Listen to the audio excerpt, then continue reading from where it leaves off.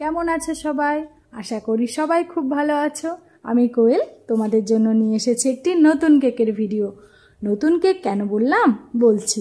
আগে দেখে নাও, এটি ছিল একটি চকলেট ফ্লেভারের কেক। কেকটিকে আইসিং করার জন্য স্পঞ্জটিকে 3টি লেয়ারে ভাগ করে নিয়েছি। এরপর প্রতিটা লেয়ারে চকলেট গানাশ, চকলেট ক্রিম এবং গ্রেট করা চকলেট দিয়ে ক্রাম্প কোট করে ফ্রিজে কিছুক্ষণের জন্য সেট করতে রেখে দেব। এবার বলি কেকটা নতুন কেন বললাম। প্রত্যেকটা কেক মেকারের মতো আমারও সবসময় মনে হয় নতুন নতুন কিছু ডিজাইন ট্রাই করতে। একঘেয়ে কেকের বাইরে গিয়ে নতুন ডিজাইন করতে তো সবারই বেশ ভালোই লাগে।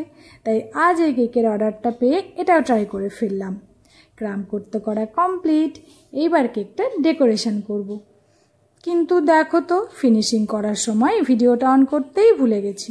যাই হোক, দেখো হলুদ ক্রিম দিয়ে ফিনিশিং দিয়ে উপর থেকে গোলাপি ক্রিম দিয়ে ডিজাইনটা করে নিয়েছি, আর তার উপরে কিছু সাদা রঙের ফ্লাওয়ার করে দিয়েছি।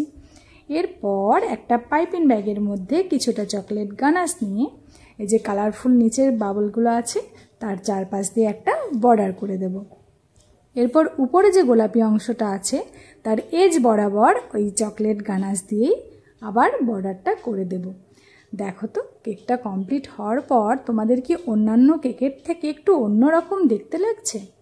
আচ্ছা, এই ভিডিওটা যদি তোমাদের ভালো লেগে থাকে তাহলে একটা লাইক এবং একটি কমেন্ট করে দিও।